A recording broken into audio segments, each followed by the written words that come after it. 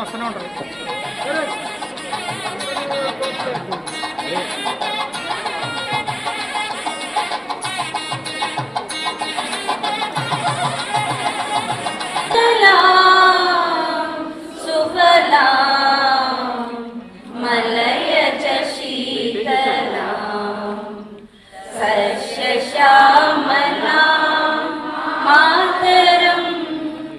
వందే మాతరం సుప్రజోష్ణ పులకితయామిని పుల్లకుసుమిత ద్రుమదల శోభిని సుహాసిని సుమధుర భాషిని సుఖదాం వరదాం మాతరం వందే మాతరం వందే మాతరం. जय श्री राम, జై శ్రీరామ్. भारत माता की జై.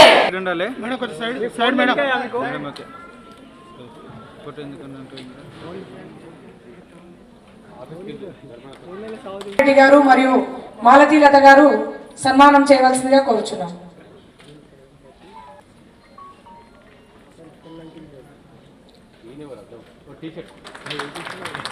కిషన్ రెడ్డి అన్న గారికి శ్రీమతి గీతామూర్తి గారు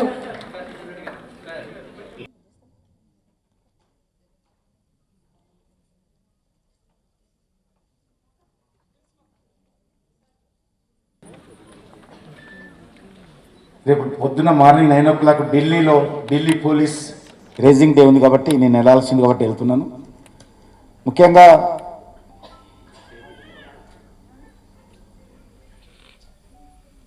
జనాభాలో 50% మహిళలు ఉన్నప్పటికీ ఈరోజు మరి అనేక రంగాలలో కీలక పాత్ర పోషిస్తున్నప్పటికీ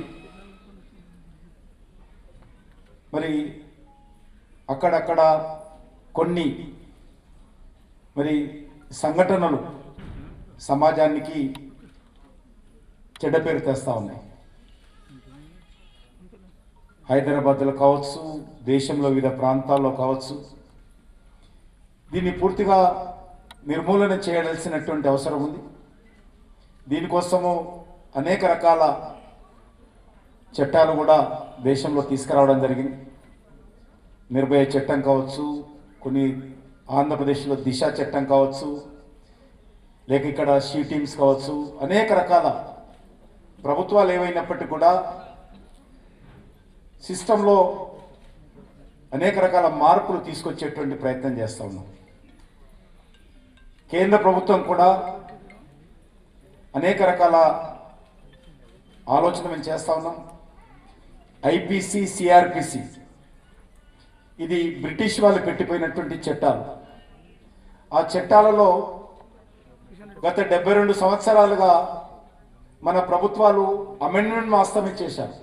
అవసరమైనప్పుడు ఆ బ్రిటిష్ వాళ్ళు పెట్టిపోయినటువంటి చట్టాన్ని ఆ సెక్షన్స్ మార్చుకోవడము, సెక్షన్లో కొత్త యాడ్స్, కొత్త సెక్షన్స్ పెట్టుకోవడము, ఉన్న చట్టాలను అటు ఇటు మార్చుకోవడమే తప్ప ఈ యొక్క సిఆర్పిసి, ఐపీసీ పూర్తిగా మన దేశంలో ఉన్నటువంటి భౌగోళిక, సామాజిక, రాజకీయ, ఆర్థిక పరిస్థితులకు అనుకూలంగా మన దేశంలో చట్టాలు మార్పు జరగలేదు. ఈరోజు దానికి సంబంధించినటువంటి ఒక సమగ్రమైనటువంటి మార్పులు మేము చేయబోతున్నాం. దాంట్లో నేను చాలామంది సామాజికంగా పనిచేస్తున్నటువంటి మహిళలు కూడా ఇక్కడ చూస్తూ ఉన్నాను కాబట్టి కేంద్ర ప్రభుత్వము చాలా పెద్ద ఎత్తున దీనికి సంబంధించి ఇప్పటికే నరేంద్ర మోడీ గారి నేతృత్వంలో, అమిత్ షా గారి యొక్క మార్గదర్శకంలో ఈ యొక్క కార్యక్రమం జరుగుతూ ఉంది. మీరు కూడా ఇప్పుడున్నటువంటి చట్టాలలో ఐపీసీ, సిఆర్పిసికి సంబంధించి మరి మహిళల దృష్టికోణంలో ఏ రకమైనటువంటి మార్పులు చేస్తే బాగుంటుందో మీరందరూ సలహాలు ఇవ్వాల్సిందే కోరుతున్నాను. దీనికి సంబంధించి కొంత డ్రాఫ్ట్ కూడా త్వరలోనే మీ ముందు పెడతాము కేంద్ర ప్రభుత్వం నుంచి. ఇప్పటికే అనేక మంది జడ్జీలకు, అనేక మంది పోలీస్ ఆఫీసర్స్కు, సామాజిక సంస్థలకు డైరెక్ట్గా హోమ్ మినిస్టర్ నుంచి అమిత్ షా గారు ఉత్తరాలు రాశారు. మేము ఈ రకంగా ఐపీసీ, సిఆర్పిసి టోటల్గా రీడ్రాఫ్ట్ చేయబోతున్నాము, మీ సలహాలు సూచనలు ఇవ్వాల్సిందిగా చాలామందికి ఉత్తరాలు రాశాము. మిమ్మల్ని కూడా కోరుతా ఉన్నాను, మీరు కూడా ఈ యొక్క ఐపీసీ, సిఆర్పిసి సంబంధించినటువంటి విషయంలో అవసరమైతే మహిళా అడ్వకేట్స్తో సమావేశాలు పెట్టవచ్చు, మహిళా న్యాయవాదులతో సమావేశాలు పెట్టవచ్చు, సామాజిక కార్యకర్తల్లో కీలక పాత్ర పోషిస్తున్నటువంటి మహిళల మీద చర్చాగోష్ఠి కార్యక్రమాలు పెట్టవచ్చు. రానున్న రోజుల్లో దేశవ్యాప్తంగా వచ్చేటువంటి ఒక 70-80 సంవత్సరాలకు కావలసినటువంటి ఆలోచన విధానంతో ఐపీసీ, సిఆర్పిసి చట్టాలను కేంద్ర ప్రభుత్వం మార్చాలనుకుంటుంది.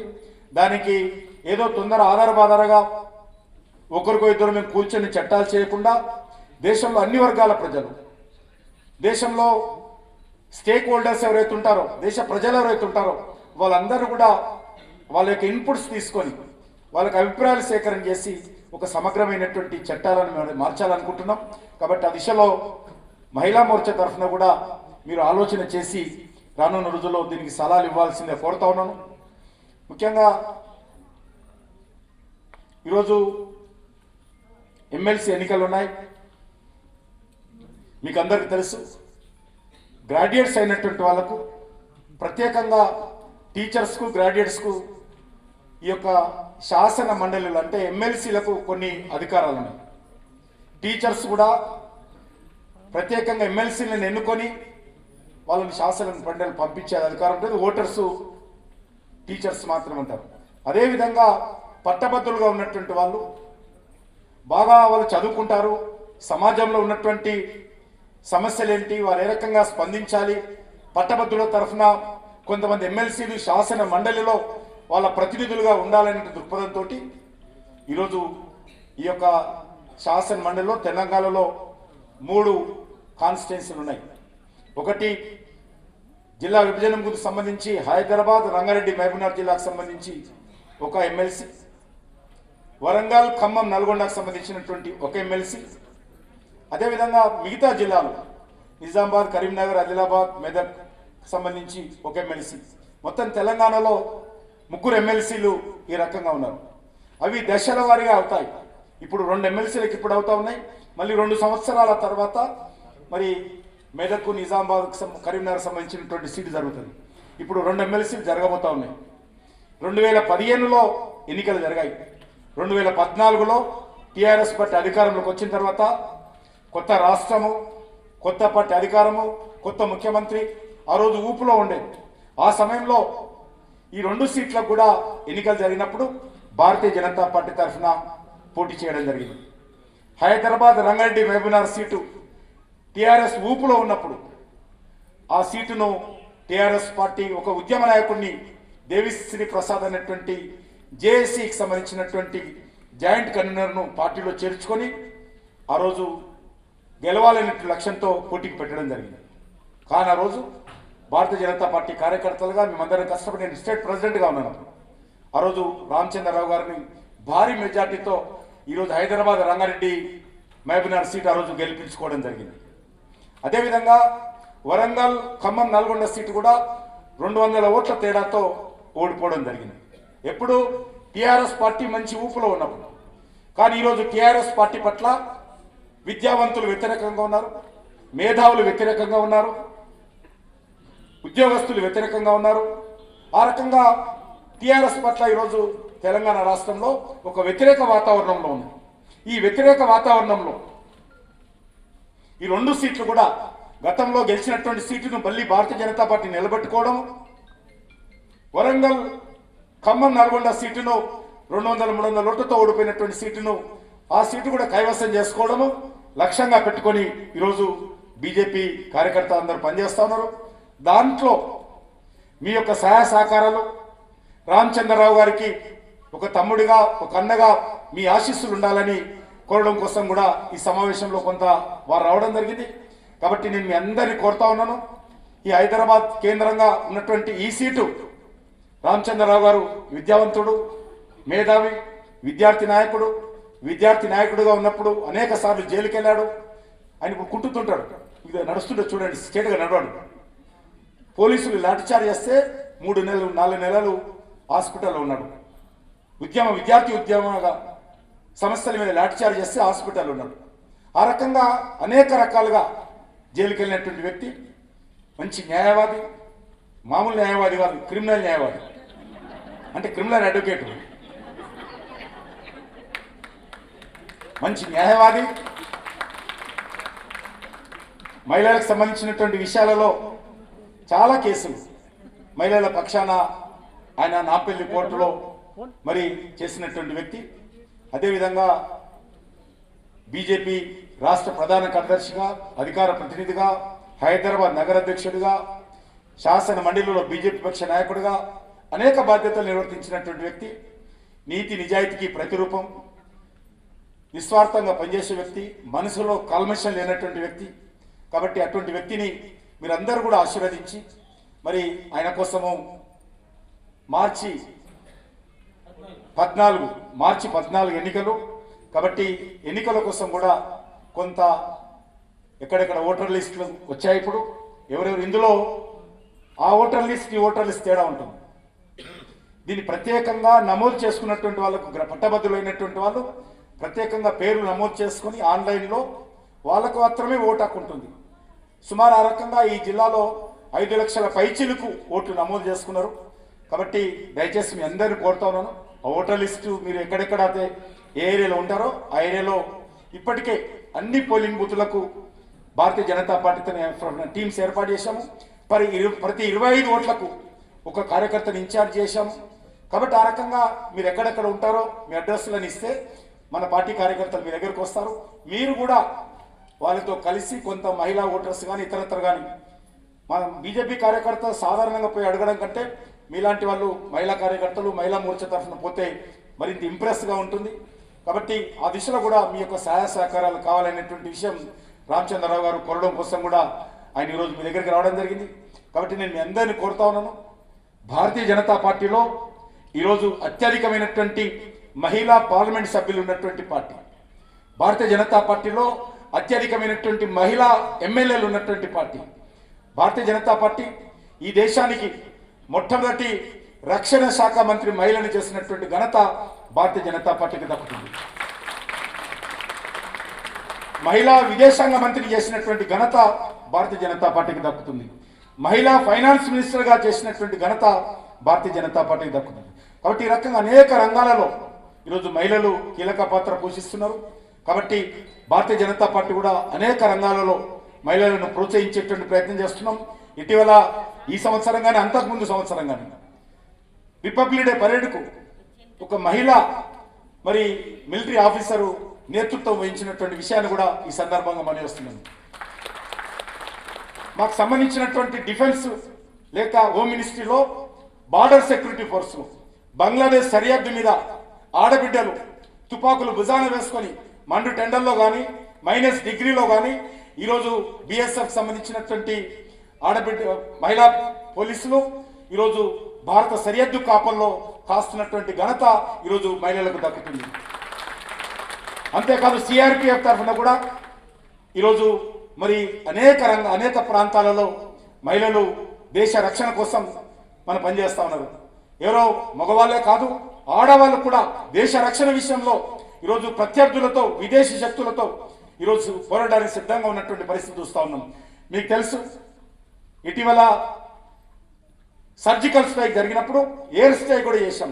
ఆ ఎయిర్ స్ట్రైక్ జరుగుతున్నప్పుడు ఆ విమానానికి ఒక మహిళ మరి పైలట్గా ఉన్నటువంటి విషయాన్ని కూడా మీకందరికీ మనం చేస్తున్నాం. కాబట్టి ఏ రంగంలో తీసుకున్నా ఈరోజు మహిళలు కీలక పాత్ర పోషిస్తున్నారు. కాబట్టి మన సామాజిక రాజకీయ ఆర్థిక పరిస్థితుల నేపథ్యంలో మనందరం కూడా కీలక పాత్ర మీరు కూడా పోషించాలని, భారతీయ జనతా మహిళా మోర్చా అందులో ప్రధానంగా ముందుండాలని మీ అందరినీ కోరుకుంటూ సెలవు తీసుకుంటున్నాను. జై హింద్. ఇక్కడికి వచ్చిన ఒక్కొక్క మహిళ ఒక్కొక్క శక్తి కింద భావిస్తున్నాం మనం.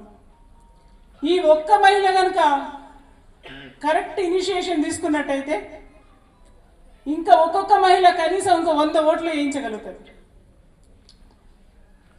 మనం ఒక చిన్న ఎగ్జాంపుల్ అని ఈ మేడం ఏంటి అంటే ఈ గీతామూర్తి ఏంటి బాగా ఎక్కడో పోల్చి చెప్తుంది అని అనుకోకండి. ఒక చిన్న ఎగ్జాంపుల్ చెప్తాను. మనం ఒక మార్కెట్కి వెళ్తాం. మార్కెట్కి వెళ్తే 1 కిలో వంకాయలు కొందామని అనుకుంటాం. ఫస్ట్ రేట్ బార్గెన్ చేస్తాం. వాడు 10 రూపాయలు అని అంటే 10 రూపాయలు 6కి ఇస్తావా 7కి ఇస్తావా అని అడిగి బార్గెన్ చేసి పుచ్చు లేకుండా మంచివి లేతవి కావాలని తెచ్చుకుంటాం. మన పిల్లలకి ఒక డ్రెస్ కొనాలనుకుంటే ఒక మంచి షాప్కి వెళ్ళి ఉన్నంతలో మంచిది సెలెక్ట్ చేసుకుంటాం. మన దగ్గర 100 రూపాయలు ఉంటే 70-80కి వస్తుందా అని మంచి సెలెక్ట్ చేసుకుంటాం. మన పిల్లల్ని స్కూల్లో జాయిన్ చేయించాలంటే మన స్తోమతకు తగ్గట్టు మంచి స్కూల్ ఎక్కడుంది, ఆ మంచి స్కూల్లో మన శక్తికి మించి అయినా సరే మంచి స్కూల్లో వేద్దామని అనుకుంటాం. ప్రతి దాంట్లో మంచి మంచి మంచి అని మనం మంచి అని వెతుకుతున్నాం కదా, మరి మన క్యాండిడేట్ మంచి ఉండాలి కదా.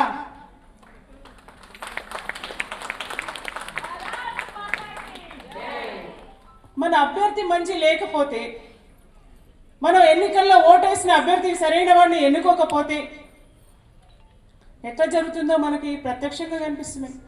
రోడ్లు అట్లనే.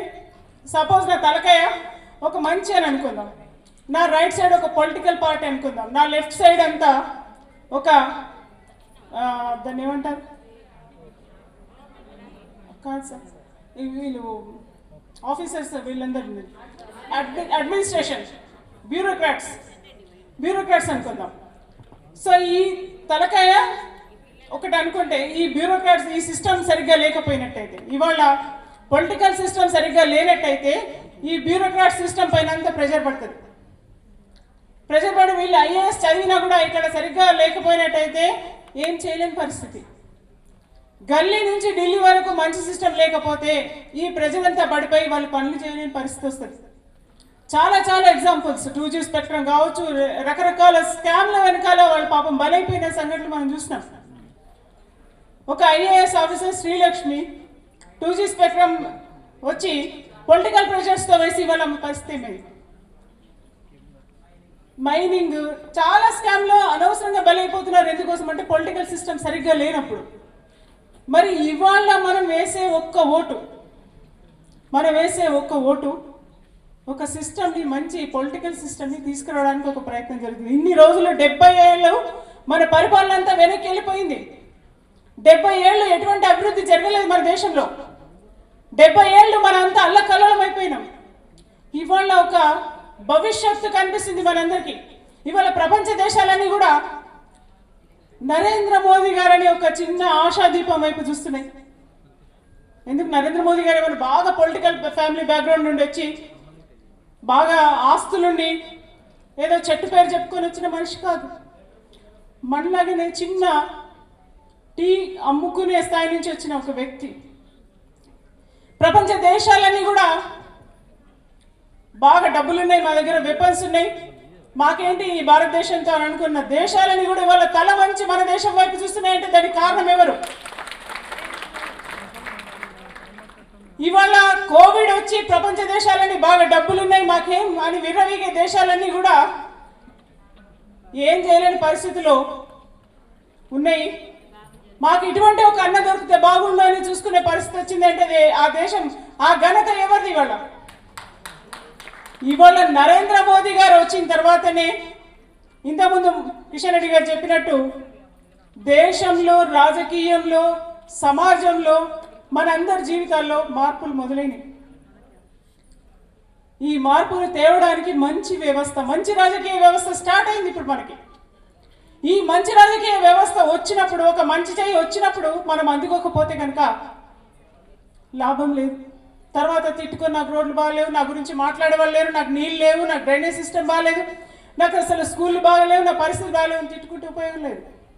నాకు ఒక్కటే ఒక డౌట్, మనం అందరం ఒక మామిడి చెట్టు విత్తనం పెట్టి వేప చెట్టు కావాలంటే వస్తుందా? రాదు కదా. ఓటు అనేది మనం ఎవరికి వేయాలనుకుంటున్నామో అది తెలుసుకొని మనం మామిడి చెట్టు పెట్టాలా, వేప చెట్టు పెట్టాలా తెలుసుకొని వేసుకోవాలి. సమాజానికి పనికొచ్చేది ఓటు. అందుకని ఇక్కడున్న వాళ్ళందరూ కూడా మీరు ఆల్రెడీ మీకు అంత అనుభవం ఉన్న వాళ్ళే ఉన్నారు, మీరందరూ తెలిసిన వాళ్ళే ఉన్నారు. కాకపోతే మీ పైన ఇంకా కొంచెం పెద్ద బాధ్యత ఏంటిదంటే మీరు ఇంకో 10 మందికి ఇన్స్పైర్ చేసినట్టయితే మన ఎమ్మెల్సీ రామచంద్రరావు గారిని పర్మనెంట్ ఎమ్మెల్సీగా మన పేరును అట్లా పెట్టేసేయాలి. మనందరం సహకరిస్తే సాధ్యమవుతుంది. ఎందుకంటే ఇంతకుముందే రామచంద్రరావు గారి గురించి చెప్పారు. ఇవాళ నిజాయితీ అనేది చాలా అవసరం రాజకీయంలో. మనకు తెలుసు, మన పక్కన ఉన్న ఒక చిన్న చోటామోటా నాయకుడే కబ్జాలు వేసేసి చెరువులు చేసుకొని మన వరదలకు రావడానికి కారణమైంది అవినీతి వల్లే.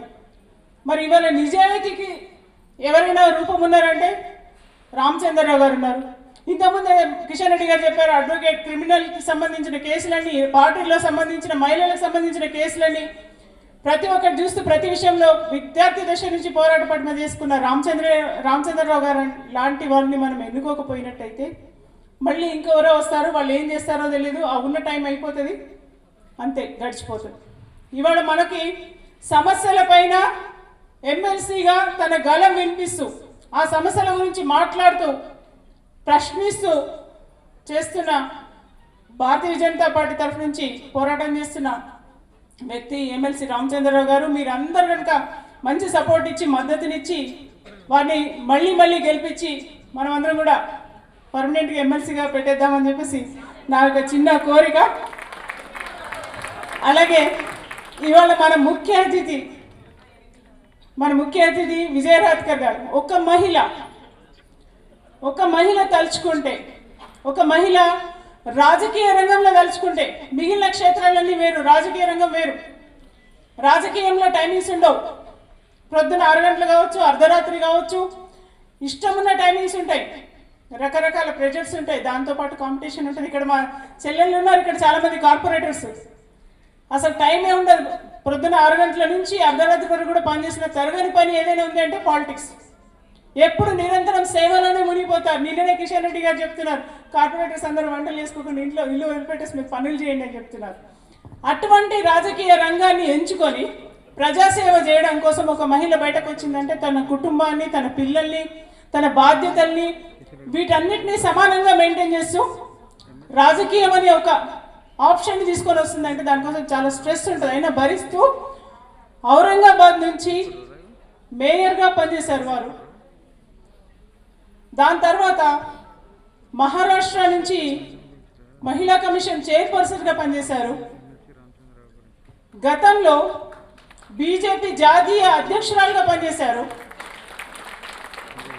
ఇప్పుడు భారతీయ జనతా పార్టీకి జాతీయ కార్యదర్శిగా ఉన్నారు. అంటే అంచెలంచెలుగా ఎదుగుతూ సహజంగా వచ్చే నాయకత్వంతో పనిచేస్తూ అందరికీ అందుబాటులో ఉంటాం. మరి ఎప్పుడు ఆమె షెడ్యూల్ ఎప్పుడు బిజీనే ఉంటుంది. అని దేశం జాతీయ స్థాయి హోదాలో ఉన్న ఎక్కడున్నా కూడా పూర్తి సమయం కేటాయించాల్సింది. దానికోసం నిరంతరం ఆమె షెడ్యూల్ని ప్రిపేర్ చేసుకోవాల్సింది. వీటన్నిటి కోసం పనిచేస్తూ ప్రజలకు అందుబాటులో ఉంటున్న మహిళా నాయకురాలు బీజేపీలో ఉన్నారు చాలామంది. వారిలో మా తాయి ఒకరు. తాయి గారు ఇవాళ ముందుకు వచ్చి ఇక్కడికి వచ్చి మనందరికీ ఎమ్మెల్సీ ఎన్నికల సందర్భంగా ఒక సందేశం ఇవ్వనున్నారు. एक बार अपने भारत माता के लिए हम एक जयकारा करेंगे. कैसे करेंगे? दोनों हाथों की मुट्ठियों को बांधते हुए और दोनों हाथों को उठाते हुए बोलो भारत माता की, भारत माता की, वंदे वंदे मातरम मातरम. बहुत बहुत धन्यवाद मेरी प्यारी बहनों. आज की हमारी इंटेलेक्चुअल महिलाओं की इस मीट में यहाँ पर उपस्थित हमारे पार्टी के उपाध्यक्ष श्री रामचंद्र रेड्डी जी, जिनके लिए यहाँ पर आज ये कार्यक्रम हो रहा है, ऐसे हमारे एमएलसी पार्टी के बहुत वरिष्ठ पदाधिकारी हमारे भाई श्री रामचंद्र राव जी, इस मंच पर उपस्थित महिला मोर्चा की हमारी अध्यक्षा गीता जी, पूर्व अध्यक्षा अकुला विजया जी, सभी सम्माननीय मंच, सभी पदाधिकारी और मेरे सामने बैठी हुई विभिन्न क्षेत्रों से आई हुई मेरी सभी प्यारी प्यारी बहनों, आप सभी को नमन करती हूँ, प्रणाम करती हूँ। और मुझे बहुत खुशी है कि आज इस भाग्यनगर की हमारी सभी प्यारी प्यारी बहनें जो इंटेलेक्चुअल भी है, बहुत अच्छे तरीके से सोचती भी है, उनके साथ मेरा मिलना हो रहा है। मैं गीता जी को, आपको और सभी टीम को इसके लिए बहुत बहुत धन्यवाद देती हूँ, बहुत बहुत बधाई देती हूँ। मैंने जैसे शुरुआत में कहा कि रामचंद्र राव जी हमारे भाई है। आज से नहीं, गत अनेक साल से आपके साथ संपर्क है। पार्टी के हमारे बहुत वरिष्ठ पदाधिकारी हैं और हाईकोर्ट में, सुप्रीम कोर्ट में हमने हमेशा उनका काम भी देखा है। अत्यंत मेहनत के साथ पार्टी में काम करते हुए आज वो एमएलसी है और हमारे हैदराबाद के अध्यक्ष भी रह चुके हैं। जब उनके लिए यहाँ पे आना था तो मेरे लिए ये बहुत ही खुशी की बात थी। वो खुशी की बात इसीलिए है कि ये आपका ऐसा एमएलसी है कि जो हर बहन के लिए, उसकी रक्षा के लिए, उसके सम्मान के लिए काम कर रहा है और लगातार करता भी रहेगा। इसलिए भारतीय जनता पार्टी को आज गर्व है, अभिमान का विषय है कि एक इतने अच्छे व्यक्ति को हमने फिर से एमएलसी के इस चुनाव के लिए अपने प्रत्याशी के रूप में हमने उनको चुन लिया है। मुझे आज ये कहते हुए बड़ा अच्छा भी लग रहा है कि शायद आज ही पार्टी की तरफ से हमारी ऑफिशियली उनकी अनाउंसमेंट भी हो गई है कि वो भारतीय जनता पार्टी की कैंडिडेट है। उसके लिए मैं उनको बहुत बहुत बधाई भी देती हूँ। मेरी प्यारी बहनों, हम हमेशा ये कहते हैं कि यत्र नार्यस्तु पूज्यन्ते रमन्ते तत्र देवता। ये हमारी देश की परंपरा है। इस देश ने हमेशा हमेशा के लिए महिलाओं का सम्मान किया है। इसी परंपराओं को आगे बढ़ते हुए हमारे देश के माननीय प्रधानमंत्री महिलाओं के लिए भी ऐसी ही सोच रखते हैं। इसलिए वो हमेशा हमारे लिए कहते हैं कि इस देश की महिलाएं कैसी है, तो वो सशक्त है। इस देश की महिलाएं कैसी है, तो वो सशक्त है, वो सक्षम है, वो भारत की नारी है। ना कम में ना ज्यादा में, वो सब में बराबरी की अधिकारी है। वो सब में बराबरी की अधिकारी है। ये बराबरी का अधिकार हमें देश के प्रधानमंत्री नरेंद्र भाई मोदी जी ने दिया है। इसलिए आपने देखा होगा कि आज भारत आत्मनिर्भर भारत की दिशा में बढ़ रहा है। हमारे सबके लिए जो पिछला जो साल रहा, गत साल जो रहा, ये बहुत ही अनफॉर्चुनेट था। पूरे विश्व के लिए कोरोना की महामारी आई थी, पर हमने देखा कि आज कंपेयर टू अदर कंट्रीज हम लोग बहुत अच्छे रहे, बहुत अच्छे तरीके से हम बढ़े और हमारे यहाँ बहुत ज़्यादा नुकसान भी नहीं हुआ। क्यों नहीं हुआ? क्योंकि हमारे सरकार ने जो योजनाएं करी थी, वो योजनाएं बहुत ही अच्छी थी। वो योजनाएं परिवार के लिए थी। इतना ही नहीं, मैं ये कहूँगी कि वो सभी योजनाएं महिलाओं को केंद्र स्थान में रखते हुए आगे बढ़ने वाली योजनाएं थी। जो भी नीति निर्धारण हम करते हैं उस सभी में महिलाएं केंद्र स्थान में है। मुझे आज आपके साथ जरूर महिलाओं के लिए जो विषय किए गए हैं उसके बारे में आपके साथ बात करनी है और बाद में डिस्कशन भी करना है। मैं सिर्फ हमारी बात नहीं कर रही हूं, मेरी आपकी हमारे जैसे अनेक बहनों के लिए अनेक योजनाएं बनी है, मैं उसकी भी बात करूंगी। पर उसके पहले हमारी देश की हमारी जो बहनें हैं, जो गरीब है, जो शोषित है, जो वंचित है, उनके लिए भी हमने बहुत काम किया है। जैसे आप कह रहे थे, जब तक पूरे देश अच्छा नहीं चलेगा तब तक हम आगे बढ़ नहीं पाएंगे। इसलिए इन सभी बहनों का ख्याल रखना बहुत बहुत जरूरी है। हम स्वच्छ भारत की बात करते हैं, आज तक की हमारे देश की स्थिति क्या थी? तो बहुत गंदगी और कचरा। हम तो कितने बार कहते हैं कि उस एरिया में नहीं रहना है। क्यों नहीं रहना है? तो वहां पे गंदगी है, हमेशा ये बात होती है। पर देश की पूरी गंदगी को साफ करने का काम हमने किया, नरेंद्र भाई मोदी जी के नेतृत्व में इस सरकार ने किया। पर इतना ही नहीं, तो आज पूरे देश में 10 करोड़ से भी अधिक ज्यादा शौचालय बनवा दिए गए हैं। आप कहीं भी जाइए, कोई गांव में जाइए, शहर में जाइए, झुग्गी झोपड़ियों में जाइए, या कोई बहुत छोटे गांव में जाइए, या कोई भी स्कूल में जाइए, आपको शौचालय जरूर मिलेगा ही मिलेगा। मैं ये इसलिए कह रही हूं कि ये बात सिर्फ शौचालय बनवाने की नहीं है, ये बात है महिलाओं के अस्मिता के साथ जुड़ी हुई बात है। ये बात है महिलाओं के सम्मान के साथ जुड़ी हुई बात है।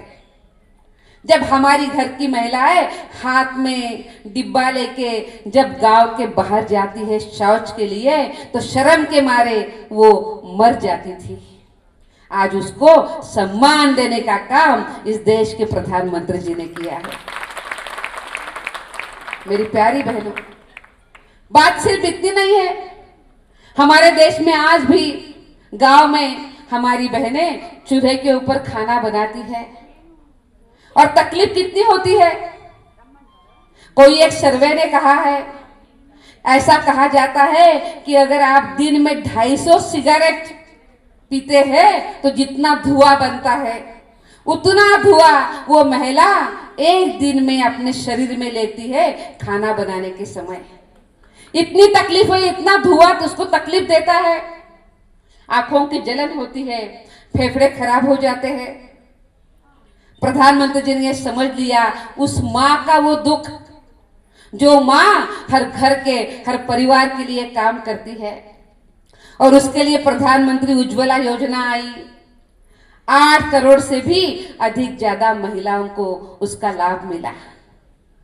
मैं आपको ये इसलिए कह रही हूं कि भले हमें शायद ये तकलीफ नहीं है, हमारे घर में गैस है, पर हमारे अनेक रिलेटिव्स गांव में रहते हैं। उनके तरफ जब हम देखते हैं तो हमें जरूर दुख होता है कि ये स्थिति नहीं होनी चाहिए। ये स्थिति प्रधानमंत्री जी ने बदल दी है। पर आपके लिए और मेरे लिए क्या किया? तो अनेक काम किए। यहाँ पर बैठी हुई अनेक बहनें यहाँ पे है जिनको लगता है कि मैं मेरे पैरों पे खड़ी हो जाऊं, मैं स्वावलंबी बन जाऊं, मैं कुछ काम करूं। आज तक अगर ये काम करना होता था तो उसके लिए सबसे पहले लगता है पैसा। वो महिला सोचती है कि ये पैसा मैं कहां से लेके आऊं। पर प्रधानमंत्री जी ने काम किया और मुद्रा योजना आ गई। मुद्रा योजना के माध्यम से आपको छोटा भी ऋण मिलता है, कर्जा मिलता है, मध्यम भी मिलता है और बड़ा भी मिल जाता है। और उसी के माध्यम से आज मुझे कहते हुए बड़ा अच्छा लग रहा है कि देश में 22 करोड़ से भी अधिक ज्यादा लोगों को वो लोन मिल चुका है, जो बहुत सस्ता है। और उसमें सबसे अच्छी बात क्या है, तो भाई साहब 15 करोड़ से भी अधिक ज्यादा उसमें महिलाएं हैं। आप देखिए कि संख्या में हम भारी है। देश में आज 70% से भी अधिक ज्यादा लोन इस देश की बेटियों को, इस देश की महिलाओं को मिला है, जो अपने पैरों पे खड़ी हो सकती है। आज यहाँ पे देखते हुए मुझे बड़ा अच्छा लग रहा है कि अनेक अनेक उद्यमी बहनें यहाँ पर आई है, और मैं उनको कह रही थी कि ये बड़ा अच्छा गैदरिंग है कि डिफरेंट सेक्टर की बहनें यहाँ पे आई है। अनेक अनेक उद्यमी बहनें यहाँ पे बैठी होगी, उनके लिए भी बड़ा अच्छा हमने काम किया है। स्टार्टअप स्टैंडअप की योजना शुरू हो गई है, आप सभी को पता होगा। और उसके लिए अगर आपको आपका खुद का बिजनेस खड़ा करना है और आपके पास इनोवेटिव आइडिया है, तो आपको स्टैंडअप के माध्यम से 1 करोड़ रुपए का लोन मात्र 24 आवर्स में आपका मंजूर हो जाता है। और ये बोलने की बात नहीं है, ये हो ही जाता है। बस आपके पास आइडिया होनी चाहिए, आपके पेपर्स तैयार होने चाहिए। आज 1 करोड़ रुपए का लोन हर महिला को मिलता है। मैं आपको ये क्यों कह रही हूं, क्योंकि देश की जो बैंक आपको लोन दे रही है, वो हर एक बैंक के ब्रांच को ये इंस्ट्रक्शंस है कि आपने मिनिमम 2 तो लोन की फाइल करनी ही करनी है, और उसमें से 1 फाइल महिलाओं की होनी है। देखो, उन्होंने कहा था कि वो बराबरी की हकदार है, 1 फाइल महिलाओं की होती है। यह है आज का भारत, यह है बढ़ता हुआ भारत। और इसी के साथ साथ इस पैंडेमिक में हमने बहुत अच्छे काम किए। इस पैंडेमिक के समय पे हमने 20 लाख करोड़ रुपए का आत्मनिर्भर पैकेज हमने डिक्लेयर किया। डिक्लेयर नहीं किया तो हमने प्रत्यक्ष रूप में वो पैकेज भी दिया। 3 लाख करोड़ रुपए का पैकेज सिर्फ और सिर्फ एमएसएमई के लिए आया। जो उद्यमी बहनें हैं, इसका मतलब सिर्फ उद्यमी होना जरूरत नहीं है। अगर आप डॉक्टर हैं, आप डिफरेंट फील्ड की है और आप कुछ करना चाहती है, तो आपको भी एमएसएमई के माध्यम से वो लोन, बहुत सस्ता लोन मिल सकता है। 3 लाख करोड़ रुपए का प्रावधान हमने रखा, और आज वो लोन सबको मिल रहा है। भारत फिर से खड़ा हो रहा है। पैंडेमिक के बाद हमारी अर्थव्यवस्था भी बढ़ रही है। ये हमने काम किए।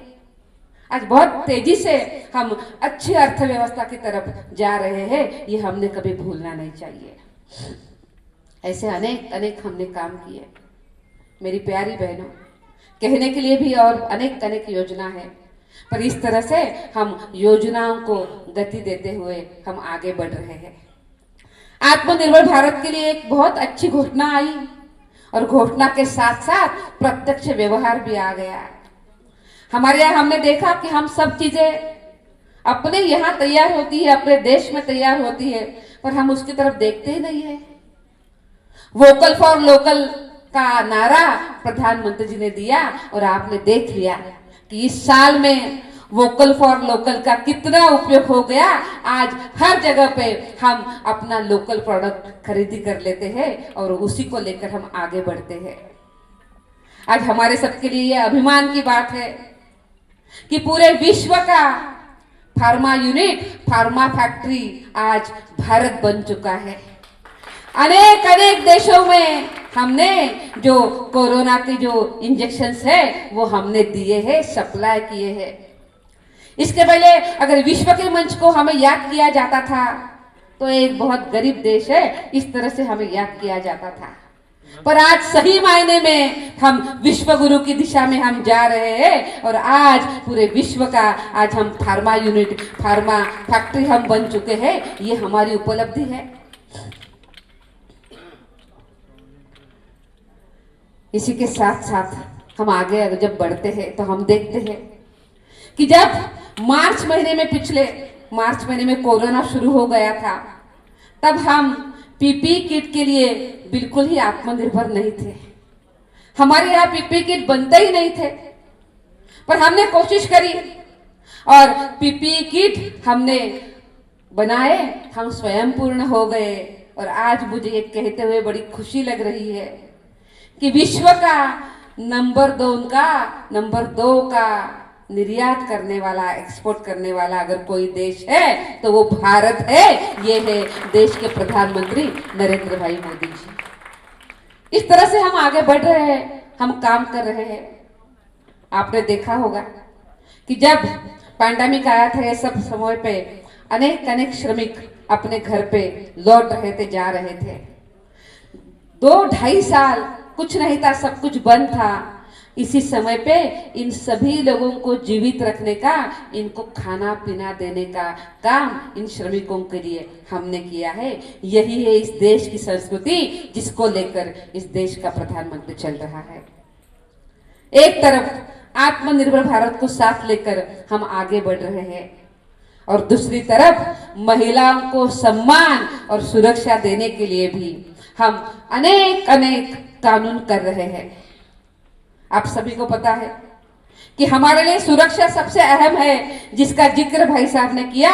और उसी के साथ साथ ये भी बताया कि आज तेलंगाना में क्या स्थिति है। पर हमने भारत के प्रधानमंत्री के रूप में नरेंद्र मोदी जी ने बहुत अच्छा काम किया। और आपने देखा होगा कि इस देश में 8 करोड़ मुस्लिम बहनें रहती है, जिनके सर के ऊपर ट्रिपल तलाक की तलवार लटकती रहती थी। उस तलवार को खत्म करने का काम और उनको एक अच्छा जीवन प्रदान करने का काम इस देश के प्रधानमंत्री जी ने किया, वो है नरेंद्र मोदी जी। आज वो सभी बहनें भले बोल नहीं सकती, पर वो मन में खुश है कि ट्रिपल तलाक उनके सर से हट गया है। ये एक बहुत बड़ी उपलब्धि हमारे लिए मिल गई है। ऐसी जब बात आती है तो स्वाभाविक रूप में लोग कहते हैं कि सबसे पहले दिशा जो कानून हुआ है वो तेलंगाना में हुआ है। पर ये करने के बाद भी महिलाओं की स्थिति क्या है, ये अभी हमने समझ कर ली। आज सबसे बुरी स्थिति महिलाओं की तेलंगाना में है। पर इन सभी बहनों को न्याय देने के लिए, जो बलात्कारी है उसको सजा देने के लिए इस सरकार ने बहुत बड़े कदम उठाए। और जो बलात्कारी है उसको फांसी तक के सजा का प्रावधान इसी सरकार ने रखा, इन्हीं हमारे देश के प्रधानमंत्री जी ने रखा। और उसी के साथ साथ आईपीसी और सीआरपीसी में भी बहुत बड़े बदलाव हुए, पोक्सो एक्ट में भी बहुत बड़े बदलाव हुए। और आज हमारे देश में अगर कोई नाबालिग लड़की के साथ अत्याचार होता है तो उसके खिलाफ फांसी तक के सजा का प्रावधान हमने रखा है। और हम ये भी देख रहे हैं कि सिर्फ प्रावधान नहीं है, उसके अब हमारे सामने अब निर्णय भी आने शुरू हो गए हैं। आप सभी को ये भी पता है कि उसमें अब प्रावधान किया गया है कि जब चार्जशीट दाखिल होता है तो उसके बाद 2 महीने में उसका रिजल्ट आना चाहिए। और अगर अपील में जाते हैं तो उसके बाद भी 2 महीने में उसका रिजल्ट देना चाहिए। इसके परिणाम हमारे सामने आ रहे हैं और बहुत जल्दी अब रिजल्ट भी आने लगे हैं और न्याय भी मिल रहा है। ये हमारी उपलब्धियां है। जब बेटियों के साथ हिंसा होती है, अगर कोई बेटी को, कोई महिला को घर से बाहर निकाला जाता है तो उसके लिए शेल्टर होम है, 1 स्टॉप सेंटर हमने हर जगह पे शुरू किए हैं। और आज वो 1 स्टॉप सेंटर बहुत अच्छे तरीके से चल रहे हैं। मुझे पता है कि आज इस कार्यक्रम के लिए हमारी अनेक वर्किंग वुमेन यहाँ पे आई होगी, जो नौकरी करती है और जो चाहती है कि नौकरी करने के साथ साथ उसको बहुत ही अच्छे तरीके से वो नौकरी करनी मिलनी चाहिए, शांति के साथ उसने काम करनी चाहिए। पर आप सभी को पता है कि महिलाओं को तो सभी भूमिकाएं पूरी करनी होती है। नेचर ने हमें एक बहुत बड़ा गिफ्ट दिया है, वो गिफ्ट है सृजनशीलता का। जब बच्चा हमारा छोटा होता है तो माँ उस बच्चे को छोड़कर नहीं जा सकती है। माँ को लगता है कि मेरा छोटा बच्चे को मैं छोड़कर मैं कैसे मेरे काम पे जाऊं। इसके पहले आप सभी को पता है कि जो मैटरनिटी बेनिफिट लीव आपको मिलती थी वो मात्र 12 हफ्तों की आपको मिलती थी। अरे बच्चा 3 ही महीने का है, माँ को पहचान भी नहीं रहा है तो तुरंत माँ को काम पे जाना पड़ता था। अब आज उस माँ का और बेटे का प्यार बढ़ाने का बहुत अच्छा काम हमारी सरकार ने किया है। और मैटरनिटी बेनिफिट लीव जो है वो अब 26 हफ्तों का हमने कर दिया है। ये बहुत बड़ी उपलब्धि इस सरकार ने ये सभी वर्किंग वुमेन के लिए दी है। ऐसे अनेक अनेक निर्णय इस सरकार ने किए, क्योंकि मैंने कहा कि ये सरकार बराबरी का हक देने के लिए आई हुई है, आप सभी का सम्मान करने के लिए यहाँ पर आई है। जब केंद्र में इतने अच्छे काम हो रहे हैं, तब स्वाभाविक रूप में हम देखते हैं कि यहाँ पे क्या हो रहा है, क्या स्थिति है महिलाओं की।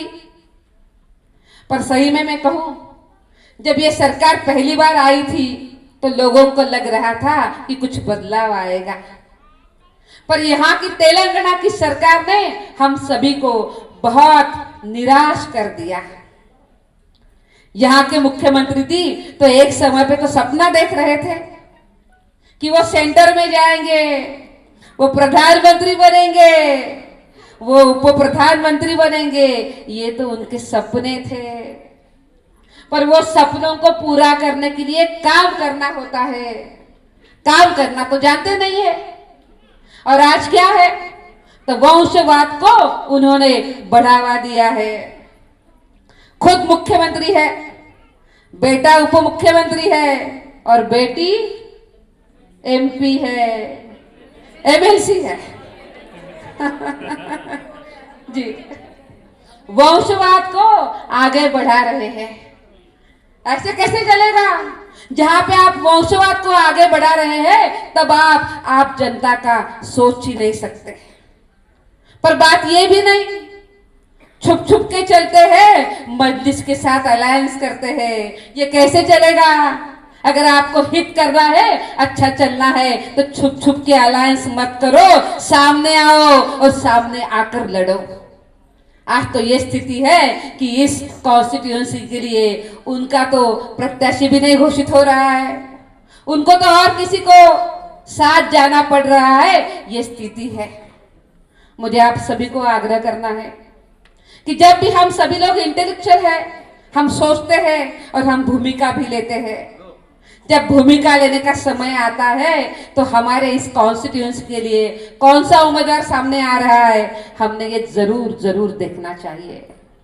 आज रामचंद्र राव जी के रूप में भारतीय जनता पार्टी ने एक बहुत अच्छा प्रत्याशी आपको दिया है, जो पढ़ा लिखा तो है ही, बहुत अच्छा काम भी कर रहा है। आपके लिए आधी रात में खड़ा होता है और खड़ा आगे भी रहेगा, आपकी सुरक्षा के लिए, आपके सम्मान के लिए।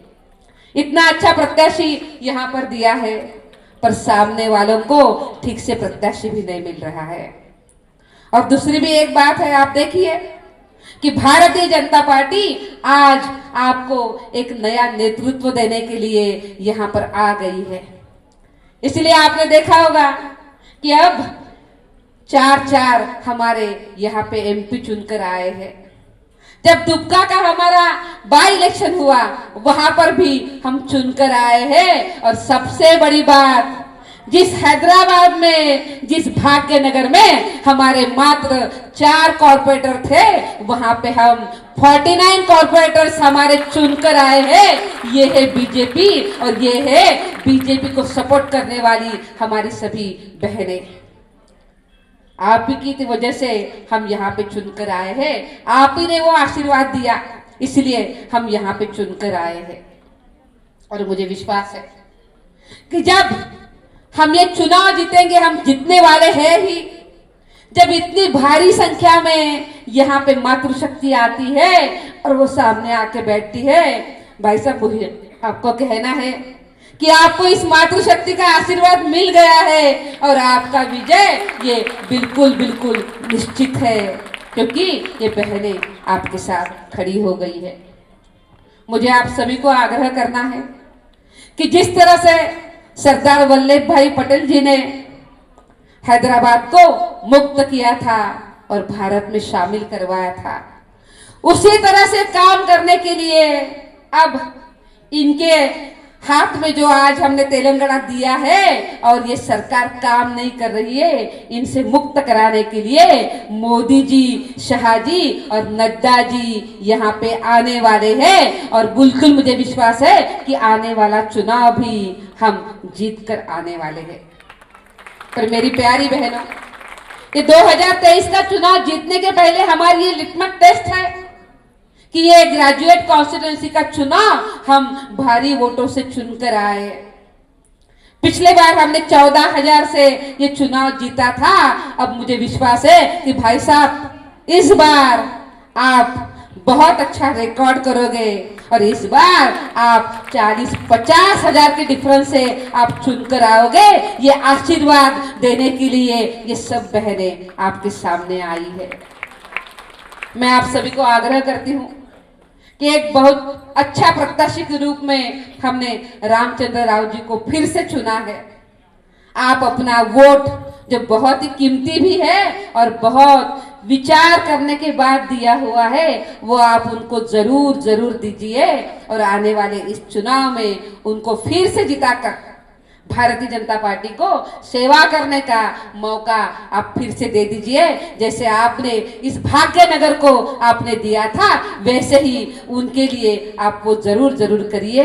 ये आप सभी को बहुत ही नम्रता के साथ प्रार्थना करती हूँ और मेरे वाणी को मैं विराम देती हूँ। आप सभी का बहुत बहुत बहुत धन्यवाद।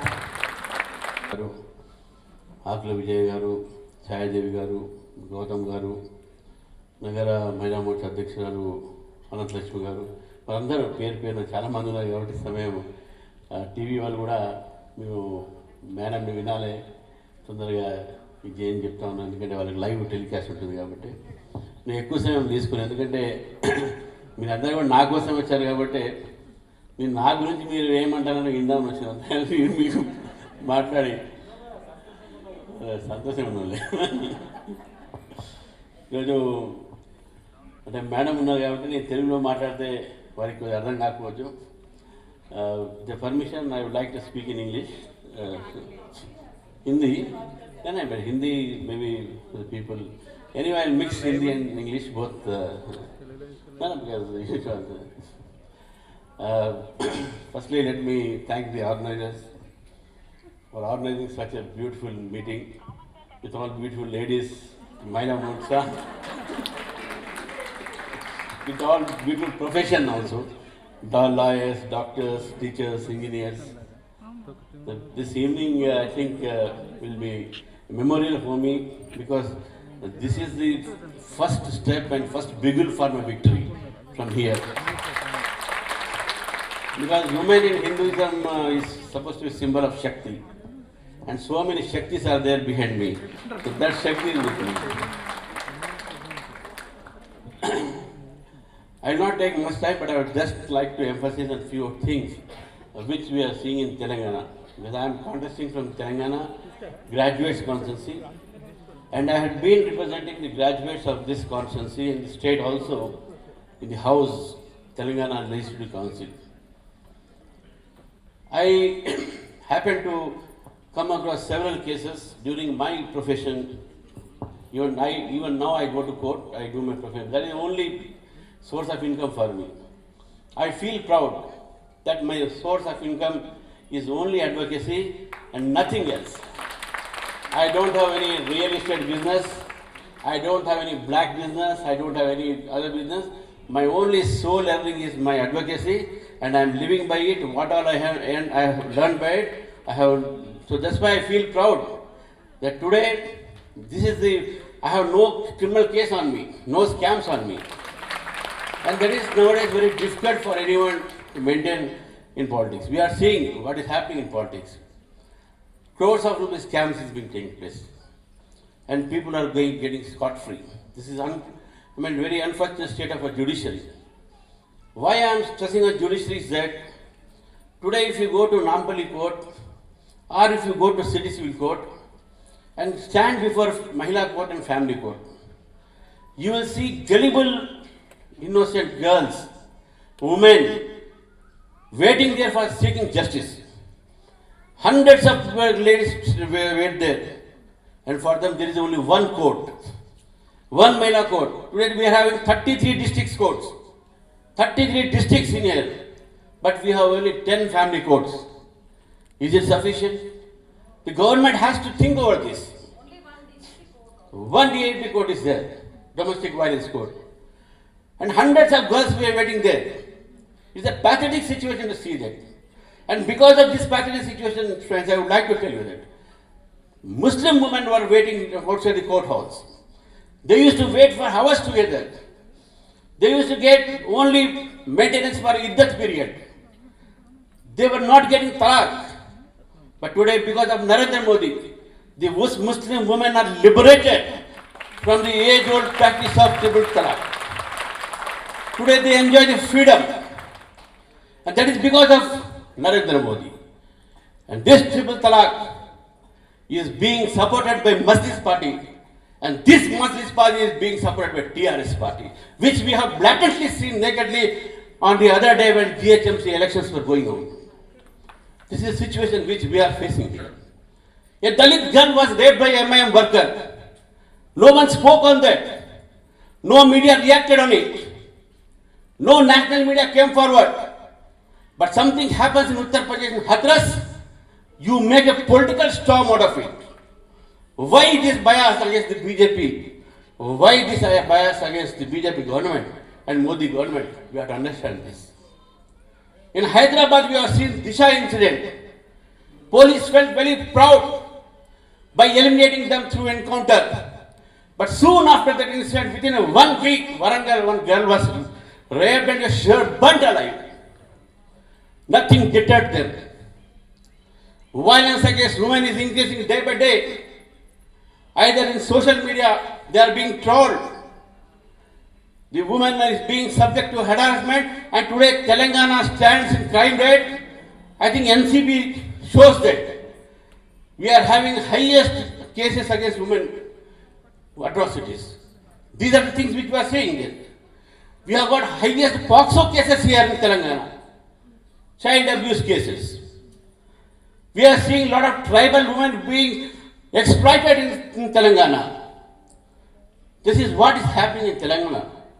And today Telangana government says that everything is okay. Our C teams are there, our B teams are there. Where is that C team, I am asking, when the girls are not able to go to the colleges freely, when the pubs are open till midnight, when liquor is flowing like water in the streets of Telangana and Hyderabad? What sort of women's safety is there in Telangana? There are certain questions which is being raised. And Bharatiya Janata Party always stood for women right.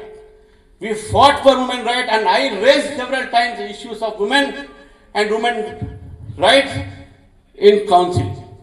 It is on record. I have published my books also. I have got my YouTubes in Google also with what I spoke in council. What I would like to emphasize that this government has no respect for women. The other day, the Chief Minister of the state, his remarks on women during the rally at Halia, a pre-poll rally for Nagan Sagar, his humiliating comments on women is condemnable and we have to condemn it. We can't tolerate this. The head of the state makes such a cheap comment on women. This shows that what is the respect he has got towards women. We have seen last time when this government was there, TRS government, this government did not induct even a single woman minister. This time they inducted 2 women ministers. One for defection from Congress, as a reward they have given to one minister. And another by default, because there was no one available for that. So the reason for the state government not appointing the women commission till recently, what was the reason for it? The Mahila Commission in Telangana is almost defunct. No one can go for justice to these commissions. Therefore, these are the things which have to be raised in council. And I think as being a representative of the graduates, these are the questions which comes before me. After all, this is our country, friends. This country is ours and this country has to be saved by us. The country's greatness is that right from Ahmedabad to Kashmir and Assam to Ahmedabad. Today we are seeing that there are people who are trying to defame this country. Today a 21-year-old boy was arrested for sedition. The opposition raises his voice that why have you arrested such 21-year-old boy? Is it a right for a 21-year-old boy to speak against our country, to speak about our nation?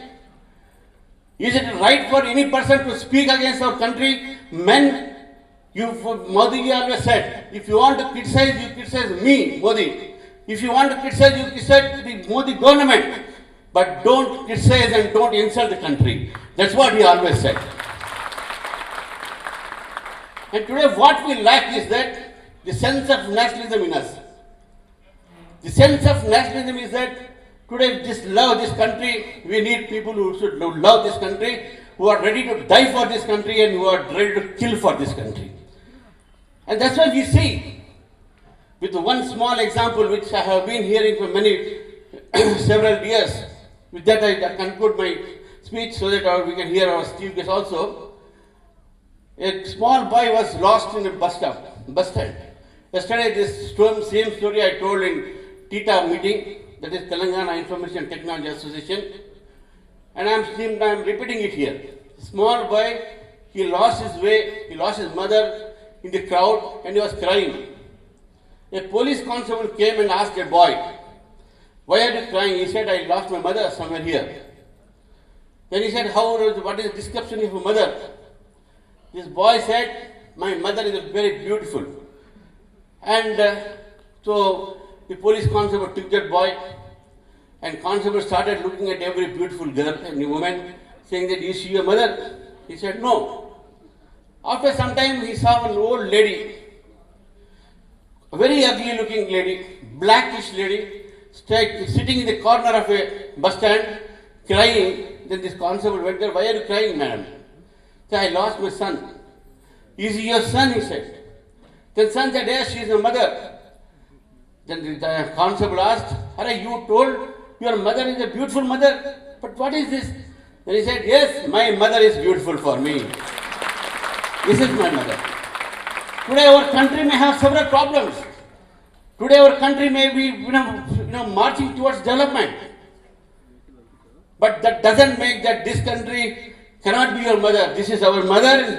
Whatever may be the paradoxes of our country and society, we have to love this country. This is my mother. So no one can question our motherland. And if such questions, someone questions it, I think the Sedition Act has to be applied. So therefore I think that democracy is not at peril, because we are arresting only those people who are making the tweets and other things against the government and against the country, not the government. Today, the farmer agitation. The farmer agitation has been accelerated, instigated by those elements who are inimical to our country. The Khalistani forces. The CIA was instigated by jihadi activists. We have seen the speeches. We have seen the girl, small girl, a college girl, who was also 20 years old, when Asaduddin Owaisi was on the dais and she shouted Pakistan Jindabad, and that guy was standing very coolly there. So therefore, when such things happen in this country, it becomes our duty to see that we stop that. And as a mother, as a sister, as a wife, as a friend, as something, we all must see that no such anti-national people can be spared. And today, I think for the country, if anyone is anti-national, it is the communist people who support China, who support Russia, who support many other countries except India. So we have to defeat them, those forces. So therefore, the time has come.